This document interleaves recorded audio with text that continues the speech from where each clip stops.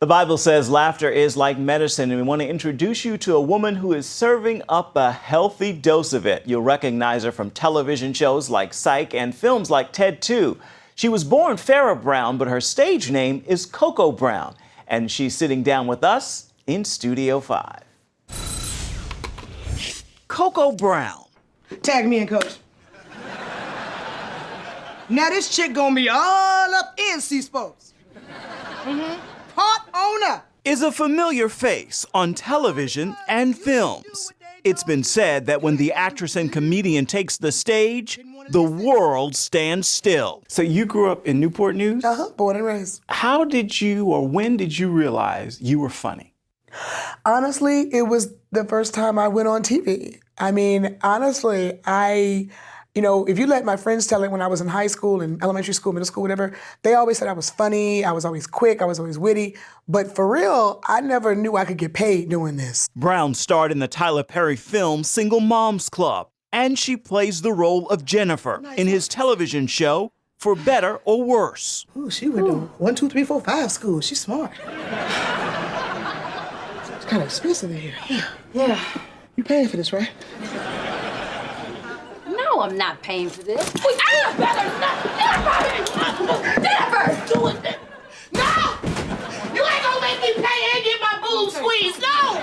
Did your parents, did they know you? No, they thought I was crazy. Really? They had just spent all that money for a degree, and I said, I'm gonna be a comic. My parents looked at me like I had 2 heads. And the first time I ever did comedy, my parents came to a show I did in Norfolk, Virginia, and my mom walked out the club after my show, and she said, baby, who told you was funny?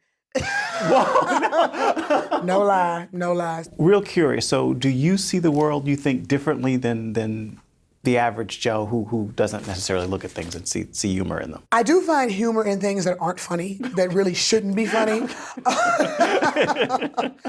I really do. I mean, and I think that's the twistedness of most stand-up comics, because most of us, our comedy comes from pain, something that has hurt us, something that is traumatizing or whatever, and we've learned how to laugh at it. I always say I love Kevin Hart, but he doesn't have the patent on pain.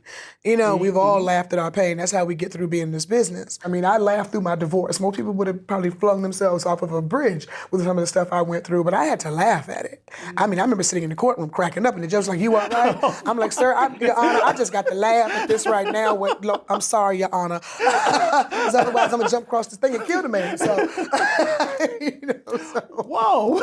So yeah, you got to find the humor in everything. I read that many of your fans call you the truth. Why is that? Because I always say, I don't tell jokes, I tell the truth. What I put out there is literally, I give you a bird's eye view into my life, into what I've been through. I don't get up there and try to tell you knock-knock jokes or very generalized, when I went to the bathroom joke. No, what you're hearing is pretty much my diary, my life unfold before you. I talk about, being single. I talk about finally getting married and then finding out who you married was not who you thought they were, and then becoming a single mom and raising a little boy and trying to potty train a little boy when you can't teach him how to stand up. I talk about things that really relate to me. Where for you is God in all that pain that you went through? Child, I talk to him so much I think he gets tired of hearing from me. I always say that I have a joke that I say in my act, when I do stand up, I'm not clean and I'm gonna keep it real. But I do talk about God a lot in my act.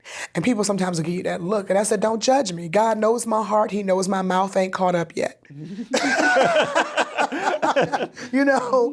And, for me, with all that I've been through, I mean, I've been on my own literally since I was 17. I mean, I went to college and I did what my parents, I came from a very traditional Southern household. You go to college, you get a degree, you get married, you have some babies. I went far left after I graduated. I became a stand-up comic and decided to say, whatever with this degree, I'm gonna be a stand-up.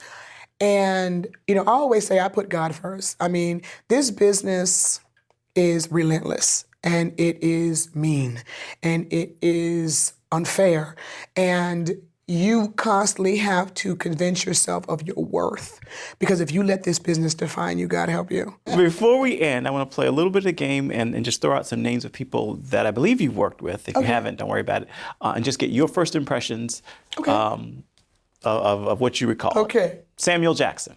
Cool, so cool, real cool. Kelsey Grammer. Hilarious. Hilarious. Yes. Nia Long. Beautiful. Beautiful spirit. Terry Crews. A fool.